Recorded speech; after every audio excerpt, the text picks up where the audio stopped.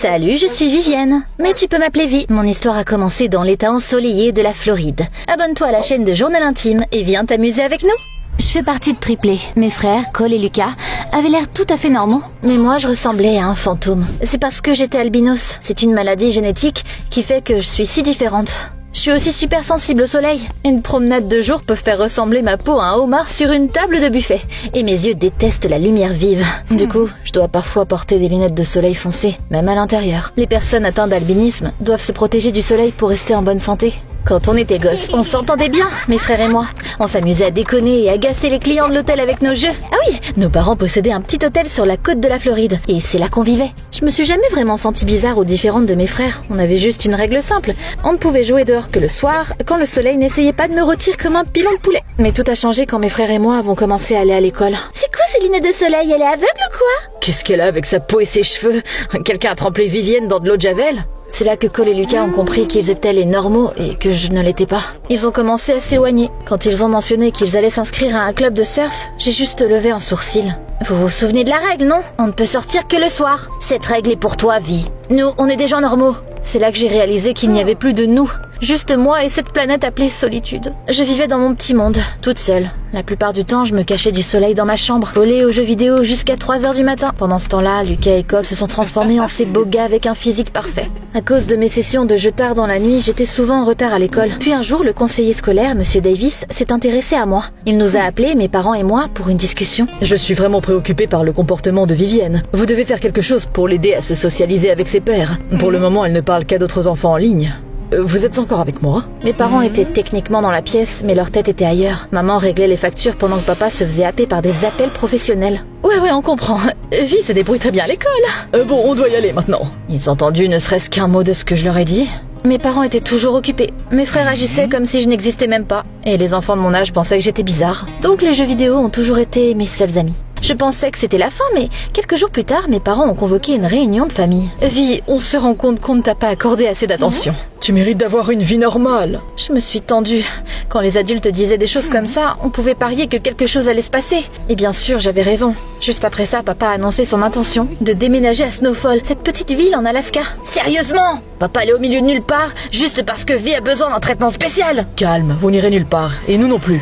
Quoi? Je vais en Alaska toute seule? Ouais, tu vas rester chez mon cousin Barry. Mais je n'ai même jamais rencontré oncle Barry ou sa famille. Ce sont de bonnes personnes. Vi, essaie de comprendre.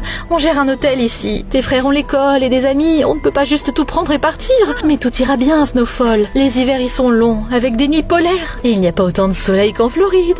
Absolument pas. Et si on y allait juste pour la nuit polaire? On réglera les choses avec l'entreprise, puis on viendra te chercher. Ensuite, on aura le temps d'être ensemble. J'ai accepté. Je suppose qu'il est plus douloureux d'être invisible dans sa propre maison que perdu dans la nature sauvage de l'Alaska. Ça m'a pris une éternité pour arriver là-bas. D'abord, j'ai pris un avion, puis un ferry, et enfin un hélicoptère. Il n'y avait tout simplement pas de route descente pour aller à Snowfall. L'hélico apportait des fournitures et le touriste occasionnel dans la ville. Il y avait ce type grincheux dans l'avion avec moi, Carl Hayes. Il n'avait pas l'air trop amical, mais je me suis dit que j'essaierais de tuer le temps avec une petite discussion. Alors, qu'est-ce qui vous amène en Alaska? Parfois, les gens veulent juste s'éloigner de tout. Surtout des adolescents curieux. J'ai compris et j'ai filé plus près de l'autre passagère. Elle s'est avérée être une femme douce et bavarde. Oh, je m'appelle Nancy Blue. C'est ça, je suis l'écrivaine dont tout le monde parle. J'ai décidé de m'éloigner de l'agitation de New York et de rester dans un endroit calme pour trouver un petit peu d'inspiration pour mon prochain roman. On a fini par atterrir. C'était le matin, mais à cause de la nuit polaire, les chutes de neige étaient encore enveloppées dans l'obscurité. D'un côté s'étendait l'océan sans fin. De l'autre, il y avait la forêt et les montagnes rocheuses. J'avais l'impression d'être entrée dans un autre univers. Dur, sauvage, mais incroyablement beau. Oncle Barry était là pour me rencontrer. Tiens, ne serait-ce pas ma nièce? T'es encore plus belle que sur les photos. Merci, je ne reçois pas souvent de compliments à cause de mon apparence. Différent ne veut pas dire mal, Vivienne. Ça veut tout simplement dire que t'es unique. Les gens que j'ai rencontrés dans l'hélicoptère sont venus avec nous parce que la famille de l'oncle Barry tenait aussi un petit hôtel. C'est plus une maison d'hôte en vrai. On traite tous ceux qui séjournent ici comme de la famille. Mais ces derniers temps, les affaires ne vont pas très bien.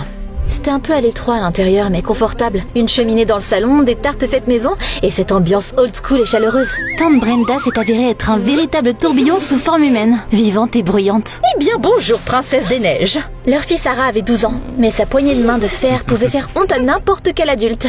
Waouh, ils sont incroyables tes cheveux. Parfait pour se fondre dans la neige.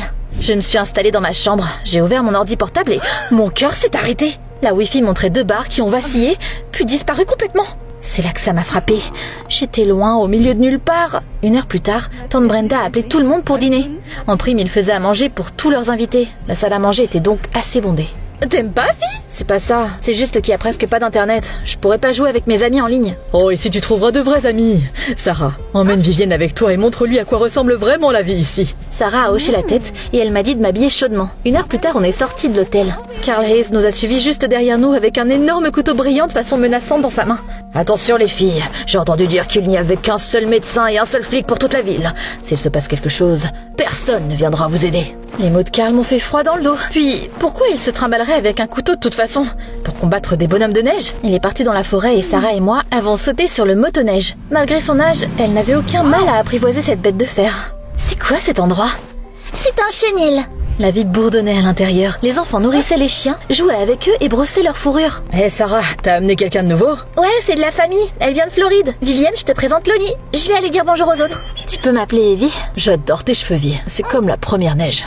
Merci, j'aime bien ton amulette. Oh, ma grand-mère me l'a donnée. Mon peuple croit qu'elle éloigne les mauvais esprits. Ton peuple? Ouais, les Amérindiens. Oh, c'est génial. Alors, c'est quoi cet endroit? On s'occupe des chiens abandonnés et on les dresse. Les courses de chiens de traîneau sont une sorte de tradition locale ici. De plus, pendant les tempêtes, les traîneaux sont le seul moyen de se déplacer. Tu veux essayer? Jeux vidéo? Oubliez ça. C'est un tout nouveau niveau là. J'ai rencontré les chiens en premier et après ça, Lonnie et moi avons pris la route enneigée dans un traîneau de chiens. Le vent hurlait dans mes oreilles et mes joues étaient gelées. Mais en volant à travers la nature sauvage sans fin de l'Alaska, je me sentais plus vivante que jamais. On s'est arrêté un peu pour que les chiens puissent se reposer. Lonnie a vérifié les harnais pendant que je regardais dans la forêt sombre. D'un coup, quelque chose m'a regardé en retour. Au début, j'ai eu peur. Mais là, j'ai réalisé que c'était les yeux d'un lièvre blanc. Je voulais me rapprocher et le caresser, mais Lonnie m'a arrêté. N'y pense même pas, si tu te perds dans les bois, tu ne feras pas long feu. Mais il y avait un lièvre, un blanc tout comme moi. Ils sont partout ici. Allons-y, il est temps de rentrer.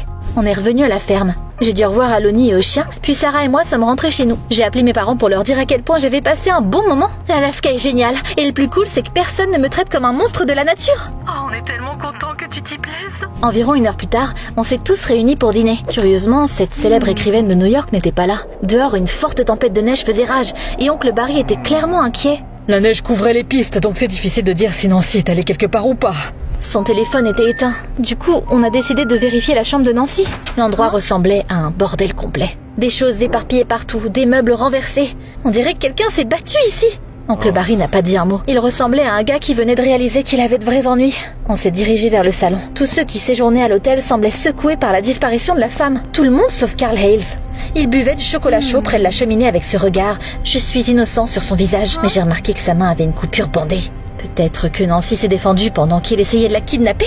Il n'y avait vraiment qu'un seul shérif en ville. Il a parlé à tout le monde un par un, a visité l'hôtel et ses environs, puis il est entré en tenant une boucle d'oreille dans un sac à preuves. Est-ce que quelqu'un ici reconnaît ça? Ouais, ça appartient à Nancy Blue. Barry, j'ai trouvé cette boucle d'oreille dans ta voiture. Eh bien, j'ai conduit tout le monde à l'hôtel. Peut-être qu'elle est juste tombée en chemin. J'appelle les enquêteurs, mais pour l'instant, Barry, j'ai bien peur que tu ne sois obligé de venir avec moi au poste. Quoi? Je suis un suspect? Ouais, tu es un mobile. Ton hôtel ne va pas très bien, et une écrivaine célèbre comme elle pourrait obtenir une belle rançon. C'était ridicule. Ni moi ni la famille de l'oncle Barry ne croyons qu'il était coupable. Lonnie est arrivé quand il a appris ce qui s'était passé. Pendant que tante Brenda gérait l'hôtel toute seule, j'ai organisé une séance de brainstorming. Je suis sûre que ce type est responsable. Sarah et moi l'avons vu aller dans les bois avec un couteau. Surveillons-le. Soudainement, mon téléphone a sonné. C'était Monsieur Davis, le conseiller scolaire de mon ancienne école. Bonjour Vivienne. Alors, comment tu te plais en Alaska? J'ai contacté les services de protection de l'enfance pour faire réfléchir tes parents. On dirait bien que ça a marché. Je me suis juste figée. Donc mes parents m'avaient envoyée ici parce qu'ils avaient peur des services à l'enfance? Pourquoi tu ne dis rien? Honnêtement, c'est pas le moment pour parler. On a une écrivaine disparue, Nancy Blue. Je crois que j'ai déjà entendu parler d'elle. On a un suspect. Au fait, Monsieur Davis, vous pourriez faire quelques recherches sur lui? On n'a pas vraiment un bon réseau ici. Il s'appelle Carl Hayes. Je vais voir ce que je peux trouver. Soudainement, on a remarqué que Carl avait pris le couteau et était retourné dehors. Les gars et moi l'avons suivi, mais on a tout de suite été repérés. Oups. Pourquoi vous me suivez? Parce que vous agissez vraiment de façon suspecte. Se promener dans les bois avec un couteau alors que Nancy Blue a disparu? Je n'ai pas mis le doigt sur cette snob new-yorkaise. Quant au couteau, la dernière fois je me suis coupé, donc je devais le finir maintenant. Je taillais nos initiales, Carl et Monica, ma fiancée. Elle est morte quelques jours avant notre mariage. Alors me voilà, venu jusqu'en Alaska pour soigner mes blessures. Les gars et moi avons échangé des regards confus. Ça avait l'air touchant et triste, mais était-ce vrai? On n'en savait rien. Je suis retournée dans ma chambre pour rassembler mes idées. Le téléphone sonne. C'était Monsieur Davis. V, il y a quelque chose que tu dois savoir. Ce qu'il a dit a tout bouleversé. 15 minutes plus tard, Lonnie et Sarah étaient avec moi. Je n'ai pas de preuves solides, mais si j'ai raison, il est censé y avoir une cabane dans les bois. On doit la trouver, je vous expliquerai le reste plus tard. Je connais une cabane pas loin, c'est là que les chasseurs vont pour se réchauffer. Sarah a sauté sur le motoneige, Lonnie et moi sommes montés sur le traîneau à chien et on s'est dirigé vers la cabane. On est vite arrivé à la cabane de chasse, mais elle était vide. Mais il n'y avait aucune trace de personne à proximité. On dirait bien que j'avais tort. Vi, dis-nous, qu'est-ce qui se passe? Je n'ai pas répondu parce que j'ai vu un lièvre blanc à travers les arbres. Peut-être même le même, ou pas. Mais il m'a regardé droit dans les yeux, comme s'il m'invitait à le suivre. Ce que j'ai fait. Vi, attends, tu vas te perdre! Puis tout à coup, le lièvre m'a conduit vers une autre cabane avant de disparaître. J'ai remarqué de la fumée sortir de la cheminée. On est entré. Nancy Blue était près du feu, l'air complètement à l'aise. J'étais enfin prête à dire aux autres ce que j'avais appris de Monsieur Davis. J'ai trouvé des infos sur Carl Hayes. C'est un type décent, un vétéran. Sa fiancée est décédée il n'y a pas longtemps. Mais Nancy Blue, son dernier livre a complètement floppé. Ça parlait d'un propriétaire d'hôtel en Alaska qui kidnappait ses clients. C'est là que ça m'a frappé. T'as stimulé ton propre enlèvement juste pour attirer l'attention sur toi et ton livre raté. T'as tout planifié et piégé Oncle Barry juste pour donner l'impression que ton histoire prenait vie. Tu ne peux rien prouver. On n'a pas besoin, les détectives s'en chargeront. Lonnie a attrapé la radio et a appelé le shérif. Le shérif a déclaré que les détectives venaient d'atterrir et étaient prêts à commencer l'enquête. Lonnie lui a donné les coordonnées de la cabine. Nancy est devenue pâle, elle a senti des ennuis. Là, elle est partie en courant. Ils l'ont trouvée environ 3 heures plus tard. Les détectives ont tout de suite interrogé l'écrivaine. Et bien sûr, Oncle Barry a été libéré. Merci beaucoup, Vi, t'es incroyable, une héroïne. C'était un lièvre blanc qui m'a aidé. Peut-être qu'il a senti une connexion avec moi, ou peut-être que j'ai juste vu un signe de notre ressemblance. Mon peuple croit que tout le monde a un animal totem. Un gardien d'animal, un guide spirituel. Il entre dans ta vie pour t'aider à faire face à tout ce à quoi t'es confronté. Waouh, c'est fascinant! Bientôt, les mauvaises choses ont été oubliées. Carl Hayes a décidé de rester en ville et de travailler comme vétérinaire. Le buzz de l'écrivaine a amené les touristes à l'hôtel. Et j'ai trouvé des amis proches. Mais au fond, j'avais cette énorme épine dans le côté. Mes parents menteurs. Quelques jours plus tard, ma mère a appelé. On a réglé nos problèmes et on est prêt à te ramener à la maison. J'ai pas été envoyée à Snowfall parce que le conseiller vous a signalé aux services sociaux? Les services sociaux? On n'est pas au courant de ça. Je pensais que vous aviez peur des ennuis que ça pouvait causer. Chérie, pendant que tout le monde te voyait comme une gamine bizarre. Nous, on voyait juste une adolescente normale. Et on a juste complètement oublié que tu pouvais avoir besoin de soins particuliers. Si les services à l'enfance veulent venir vérifier, on peut gérer ça. Parce qu'on ne peut pas te perdre. J'ai failli pleurer. Parfois, un discours honnête peut guérir toutes les blessures. Maman, je peux rester ici jusqu'à la fin de l'année? J'ai vraiment l'impression d'appartenir à cet endroit. Bien sûr, Vi. Mais on viendra te rendre visite pendant les vacances.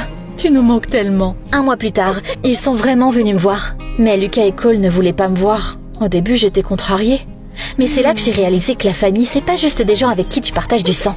Ce sont les gens qui voient ce que vous avez en commun, pas ce qui vous rend différent. Alors, qui est la personne la plus proche de toi dans ta vie?